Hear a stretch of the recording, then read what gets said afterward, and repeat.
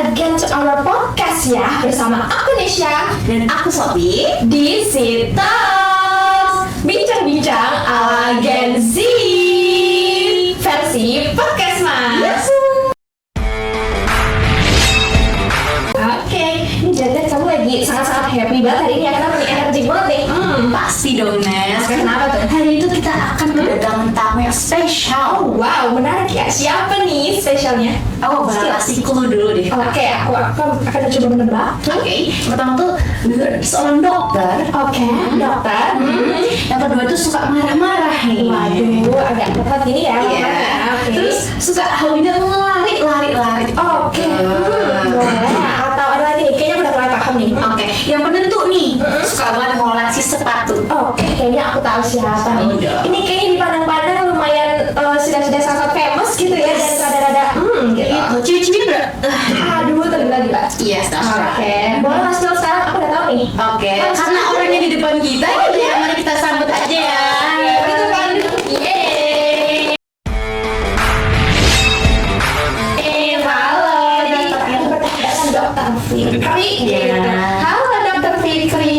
Gimana kabarnya hari ini? Sibuk nggak nih? Ini kayaknya lumayan padat gitu. Iya. Enggak juga lah, kalau dibilang sibuk juga. Oh, iya. Tadi pagi sempat jogging ya. Oh, iya. Sempat jogging terus siang tadi Produktif ya. datang ke UGM ya sebagai speaker. Terus sore juga sempat ketemu sama klien, terus ini malah ketemu sama kalian. Waduh, itu padat dok namanya dok. Ya enggak juga lah, biasa lah. Aduh, padat nih. Oke, jadi di sini kita bakal bincang-bincang karena kita agensi Yes, gitu ya. betul banget. Ini nggak jauh-jauh aja seputar agensi, itu seputar lifestyle agensi nih dok ya. Boleh. Kita tuh mau undang Dokter Fikri ini banyak requestan nih. Iya. Agensi semua Semuanya gitu. nih. Karena dilihat lumayan banyak idaman-idaman gitu kan ya. Ada Ciwi kalian ya. Fikri mau undang-undang gitu. Iya dong. Jadi kayak, ya sudah kita langsung undang aja gitu. Kurang baik apa kita sama sobat agensi? Iya, langsung aja mungkin ya Nes. Langsung aja. Kan gini dok, aku kan juga sebagai Gensi nih ya dok, lumayan concern nih sama makanan, minuman yang dikonsumsi zaman sekarang. Kan nggak sehat kan, seblak, cilor, maklor gitu-gitu, acacian gitu. Ditambah lagi minum-minumannya tuh udah banyak yang manis-manis, ya kan? Itu relate semua sih sama Oke, kita semua iya. sih. Aku mau tanya nih, kenapa tuh makanan sama minum tuh cenderung viral, padahal tuh nggak sehat gitu loh dok? Yes, itu Yeah. yang jadi concern kita dok. Pertama-tama kita kan semua gengsi ya, jadi kita tahu lah ya. Iya, kita gengsi semua di sini, ya. Oke. Aduh, sebelah, Iya. aci-aci gorengan, apa semua ya. Kenapa? Ya, jadi gini nih, gimana ya? Kalau dibilang kenapa makan makanan yang viral itu sudah nggak sehat ya? Iya. Nah, pastinya pertama rasanya enak dong, Iya. ya. Terus influencer juga dominan promosinya yang makanan-makanan yang kurang sehat ya kan. Walaupun juga banyak influencer yang promosi yang makanan sehat, tapi ketika anak-anak seperti kita ya nyoba, kok rasanya hambar gitu, nggak enak, kurang variasi gitu. Nah, akhirnya makanya kenapa yang viral makan-makan yang kurang sehat ya, karena makan-makan yang tinggi micin ya, gula seperti itu kurang lebih. Nah, terus lain itu apa ya, makanan-makanan yang enak-enak ini yang viral-viral ini ya, kan sekarang udah banyak banget tersedia di GrabFood atau online itu, jadi Diskon apalagi selain diskon lagi lebih murah gitu kan, apalagi kita kalau mageran gitu tinggal pesen diskon lagi, beda sama fresh fruit itu, sayuran buah-buahan udah harganya mahal, jarang buat promo gitu kan, kita mau beli juga harus ke pasar, ya itu akhirnya Biasanya nih ya. Sebenarnya biasanya tuh udah pada tahu gitu loh kalau misal itu tuh main buruk gitu buat kesehatan, kayak nggak seperti makanan, tapi tuh masih diterabas gitu sama kata agensi. Itu kira-kira ada teori-teorinya nggak tuh? teori-teori ya. Simpel aja ya. Simpel aja lah. Iya. Pertama-tama kan awalnya kita juga tahu itu pasti nggak sehat ya. Ini apa sih makanan manis banget, ini makanan kok minyakan banget gitu ya, kita tahu tuh nggak sehat. Nah awalnya, tapi kita lihat teman-teman kita kok pada nyoba enak-enak, kita lihat di media sosial, di channel nyoba-nyoba kok kayaknya enak banget ya gitu. Coba kali ya, boleh kali ya beli satu. Kok smoky gitu rasanya, ada asin-asin gurih-gurih gitu ya kan. Terus cobain kali satu ya, coba doang. Terus kok terus-terusan nyoba ya. Itu kan tinggi micin, tinggi gula gitu. Nah, kalau kalian tahu micin gula itu sebenarnya punya dorongan adiktif yang memang itu bakal bikin kalian kecanduan, susah banget nih. Coba contoh sederhananya kalian kalau minum es teh gitu ya, es teh manis. Nah, kalau sekali minum es teh tawar rasanya gimana? Aduh, ya susah sih dong. Beda banget sih. Beda banget. Ya. Nah, kalau kalian bakal besoknya kalian buat mau beli es teh lagi, bakal beli manis atau Manis atau dong. Padahal kalian tahu nggak kalau es teh manis terus bakal nggak sehat? Tahu kan? Iya. Tahu. Tahu sih. Iya. Kok masih boleh? Karena enak. Nah, itu dia masalahnya. Oke. Oke, karena tadi kan udah dijelasin ya kalau nggak sehat gitu kan. Ada nggak sih tips atau cara kita tuh masih bisa konsumsi junk food ini gitu, tapi tetap sehat gitu loh. Ya. Oke, ntar tips ya. Iya. Jadi gini nih, kita kan juga sama-sama gengsi makan lah ya. Kita Iya. nggak mungkin makan fast food terus artinya hambar dari kurang variasi. Kita Aduh, butuh nggak bisa yang kalau gengsi. gorengan, bakaran, Iya, gurih. smoky gitu, gurih-gurih Iya. ya. Yang muncul di mana-mana. Apalagi sekarang kan layanan online itu kan gampang banget diakses ya kita. Apalagi kita juga kalau keluar ratusan meter pasti ada aja yang kayak bangor atau main di KFC. Aduh itu enak banget ya. Waduh, mantep tuh. Favorit semua nih. Ya, yang pertama saya bisa kasih tips buat teman-teman itu pilihlah konsumsi, pilihlah porsi yang kecil. Kalau kalian beli misalnya bangor gitu ya, yang beli yang porsi-porsi yang kayak mungkin jelata, cheese atau mungkin kalau bangor-bangor gitu ya, sudah bangor ya, atau beli jelata atau yang durian-durian yang kecil-kecil aja biar nggak usah banyak.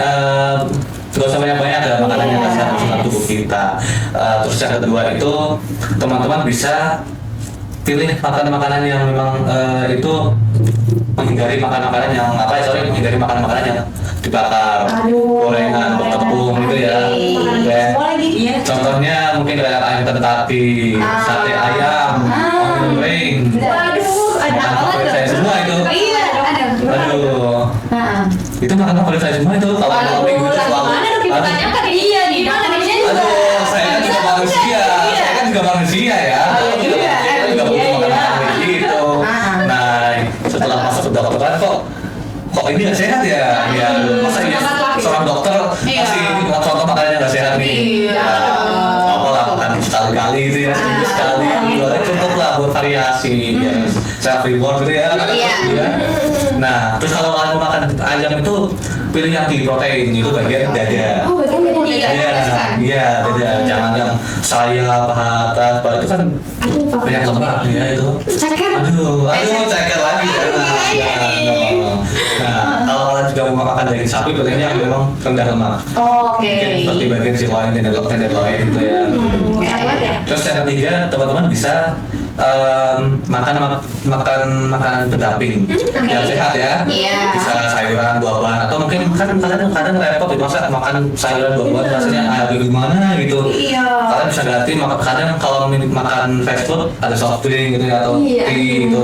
Nah itu bisa ganti dengan jus buah. Bisa. Boleh tuh. Terus keempat tuh kalian bisa rutin olahraga, kalian jangan mageran ya. Pagi-pagi paling nggak tuh apa ya jalan-jalan pagi gitu jalan-jalan. Gak usah yang tidur motor ini goceng. Iya. Harus terus gerak lah badannya gitu.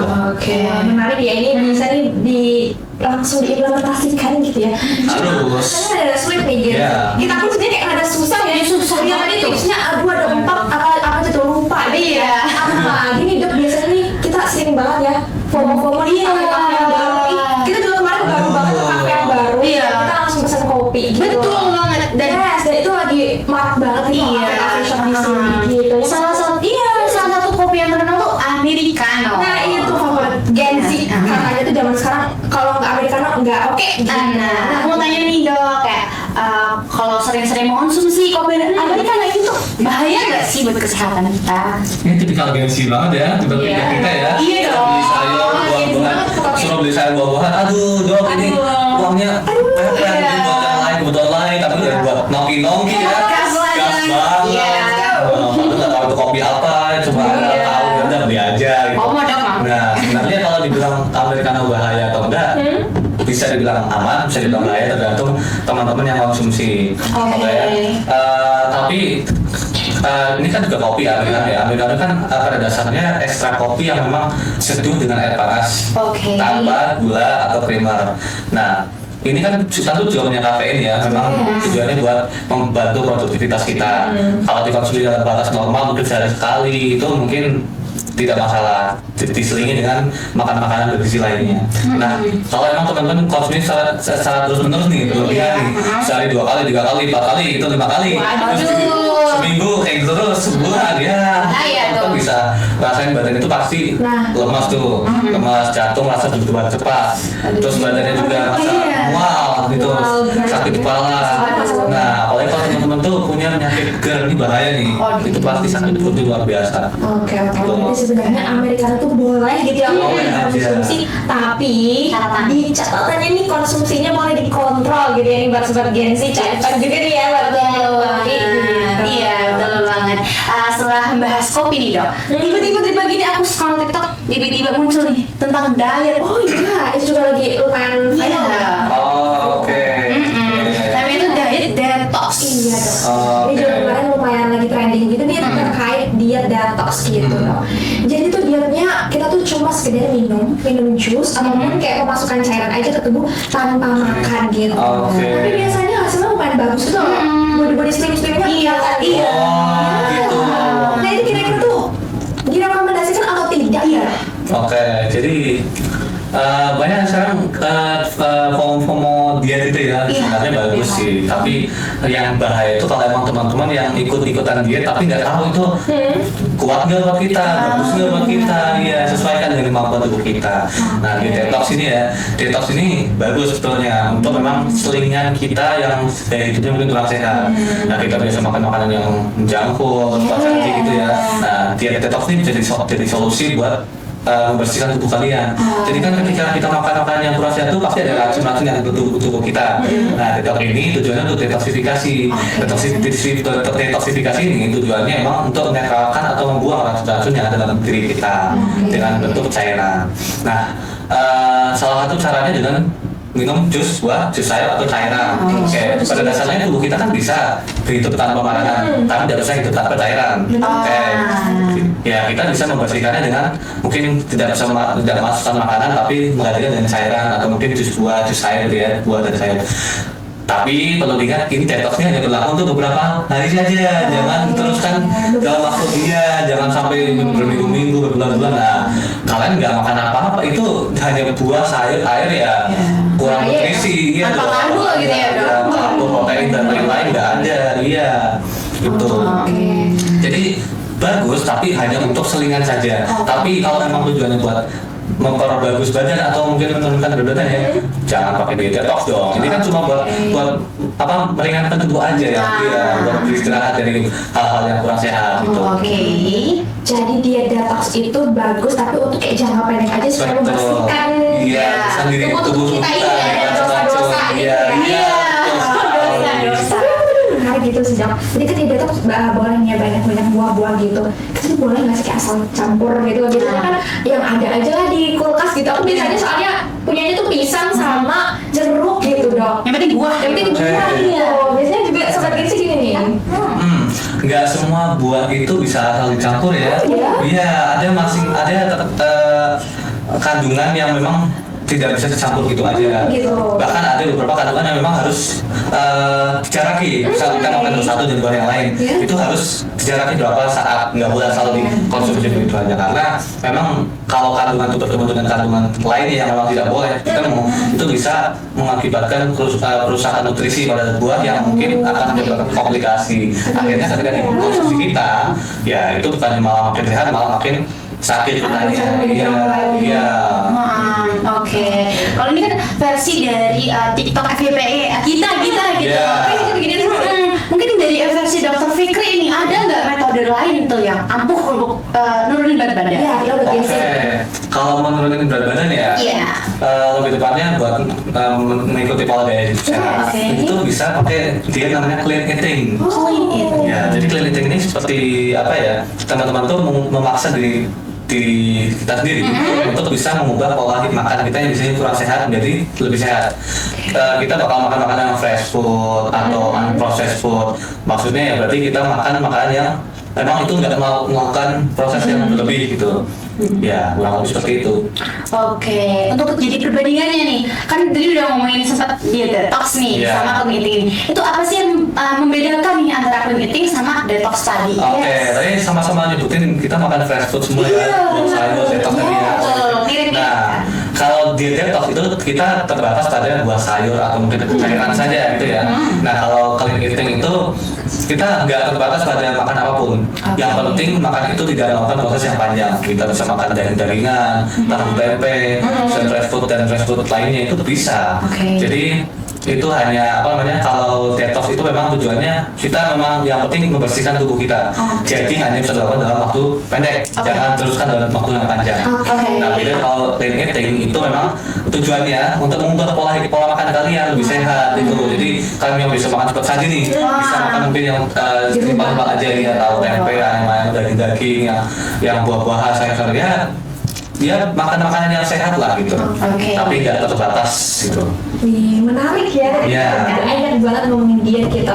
Nah, berhubung Dok, itu tuh lagi di bulan Ramadan ya. Pas banget. Yes. Oh iya, Kita juga dapat pertanyaan dari sobat Gensi gitu. Dok, biasanya ada nggak sih rekomendasi diet nih yang cocok digunakan atau dipakai ketika di bulan Ramadan gitu? Karena khawatir gitu ya. Biasanya kalau Ramadan ini imunnya turun gitu Dok, dan biasanya lemas gitu. Jadi takutnya malah bikin sakit gitu ketika kita tuh ngelakuin diet. Nah, kira-kira ada rekomendasi nggak nih Dok? Gitu katanya. Kalau mau diet seperti bulan puasa itu ada namanya satu intermittent fasting. Ini beda lagi. Ini diet yang memang metodenya kita ada setengah hari puasa, setengah hari makan. Itu yang ada metode 12, tanggal 8, kan fasting sendiri ya. Bisa ikuti metode yang mana. Nah, tapi saya ini intermittent fasting ini punya efek yang cukup banyak ya daripada diet lain. Jadi teman-teman kalau mau pakai metode ini, tolong teman-teman konsultasi ke dokter terlebih dahulu. Pertimbangkan dengan kemampuan teman-teman apakah sanggup, apakah tidak. Jadi jangan dipaksakan lah ya. Kalaupun memang memilih diet ini, usahakan lakukan dengan bertahap. Jangan langsung ekstrim gitu ya. Gitu. Ngomong nih lagi bahas soal diet IF nih kan. Yang benar nih. Kali ini kita bakal kedatangan tamu spesial lagi. Biasanya cuma satu ya. Selalu penuh kejutan gitu. Langsung aja gitu ya. Oke, hai. Keisha dan Salma. Boleh beri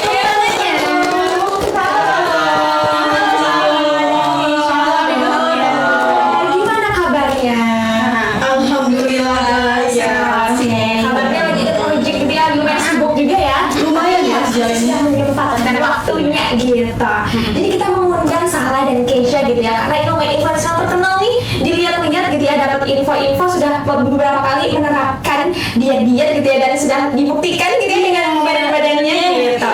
Jadi sama gitu. Yes, tenang aja gitu. Kita tadi habis bahas intermittent fasting sama Dr. Fikri gitu. Yes, dan ini saya yakin sudah lumayan relate banget nih sama Keisha, Salma juga. Aku sudah pernah menerapkan ini gitu. Makanya kita langsung tanya aja lah. Langsung aja. Ini kalau dari Keisha gitu ya, gimana nih program atau diet intermittent fastingnya? Coba diceritain, kita sharing-sharing aja gitu. Oke, boleh banget nih. Jadi aku di sini tuh mau sharing-sharing terkait diet yang aku terapin nih.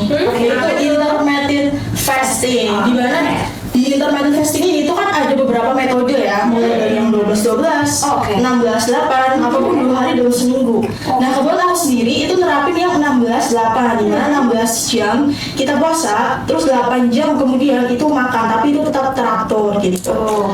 Atau boleh tanya Mbak? Boleh dong.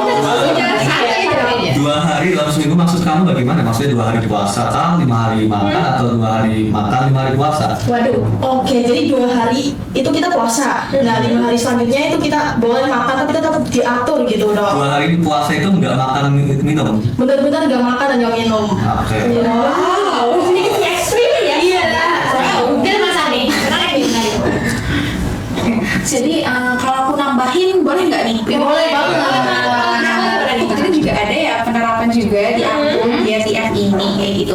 Kalau dari aku sendiri sih ini sebenarnya aman-aman aja ya diet IF ini. Cuma kalau aku mengajukan itu jangan terlalu sering kayak gitu ya, karena sebenarnya boleh aja itu karena yang penting kita nggak mengurangi jumlah dari takaran yang sudah semestinya kayak gitu. Ya kan Dok? Iya benar sih.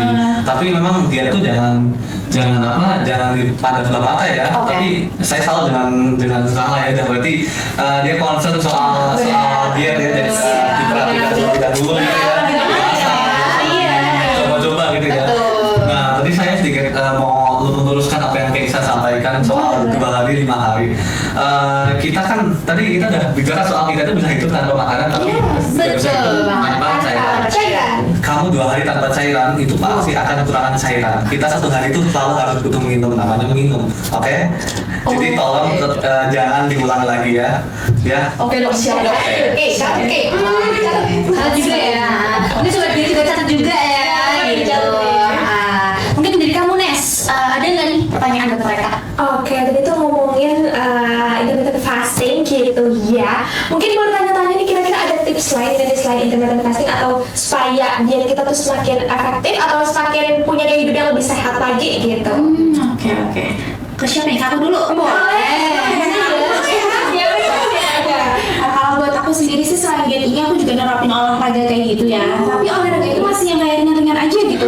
Jangan yang langsung berat gitu kan. Contohnya itu kayak jogging kayak gitu ya. Keren banget ya. Iya, dan aku ini kalau jogging kan ini dia masih termasuk olahraga yang ringan gitu. Dan aku ngelakuinnya itu biasanya itu sore hari kayak gitu sih. Soalnya sore hari itu kayak itu waktu luang aku gitu kan saya kalau dari pagi kerja gitu ya. Siap banget. Tapi hebat dia sehat gitu ya. Jadi dalam sore hari itu sekalian gitu lah kayak bisa buat menjernihkan pikiran aku selama aku bekerja selama seharian kayak gitu. Wow.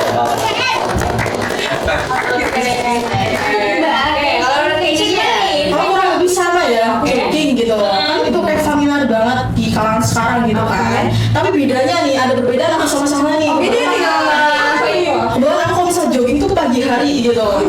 Karena gimana ya, kalau pagi hari tuh kita kan kayak masih banyak energi gitu. Kayak energi kita belum tercampur sama aktivitas-aktivitas lainnya gitu. Udara juga masih fresh gitu ya. Lebih ke pagi hari sih. Benar. Tapi dok, sebenarnya ada nggak sih waktu khusus gitu buat olahraga tuh baiknya kapan atau jam berapa gitu? Nah, ya benar tuh. Sejauh ini nggak ada yang menyebutkan kalau olahraga itu bagus di pagi hari, siang hari, sore hari, malam hari nggak ada yang menyebutkan. Tapi ya itu tergantung kembali ke teman-teman masing-masing ya. Kemampuan masing-masing bisanya kapan, bisa pagi hari atau sore, nggak masalah, yang penting teman-teman bisa ngeluangin waktu buat olahraga jogging itu. Nah, tapi kalau emang teman-teman mau fokus nurunin berat badan ya, aku bisa nyaranin teman-teman bisa lakuin pagi hari, terutama sebelum sarapan. Ya, itu Biasanya salah nih ya, salah nih. ya,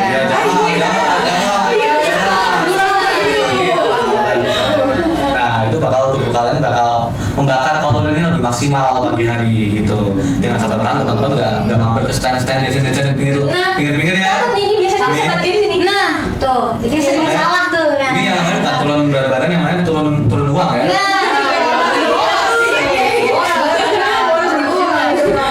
Saya juga udah boros sih. Oh, katanya mau hemat. Oke, berarti terjawab sudah gitu ya pertanyaan kita tentang Gen Z, lifestyle-lifestyle udah di breakdown nih ya. Iya. Gitu. Dan itu kita ucapin terima kasih banyak ya. Iya, karena timer udah tak ya gitu. Udah kali. Oh, sudah. Ini kan saya sudah selanjutnya kita banget. Enggak usah banget kan. Bisa loh. Gitu ya. Emang biasanya waktu dia terasa lama gitu karena saat-saat asik gitu ya. Asik banget. Oke, terima kasih ya buat semuanya udah hadir. Dokter, terima kasih Buat sobat Gen Z nih jangan lupa gitu ya, kalau mau komen-komen request siapa lagi nih guest yang mau kita undang gitu ya, langsung aja komen-komen di bawah. Yeay. Yes. Dan kalau enggak tuh kalian bisa hubungi nih emailnya tuh ada di bawah juga. Dokter, namanya @email.com. Ya, di situ kalian bisa requestnya, topiknya boleh atau bintang tamu yang kita undang selanjutnya juga boleh. Buat sobat Gen Z makasih banyak ya udah nonton sampai selesai, dan semoga perbincangan tadi kita yang sangat-sangat berguna bisa bermanfaat bagi kita semua gitu ya. Dan jangan lupa stay tune di podcast kita selanjutnya. Yeay. Dan langsung aja di aku Nesha Dan aku Sophie. and see you on the next episode. Bincang-bincang ala Gen Z.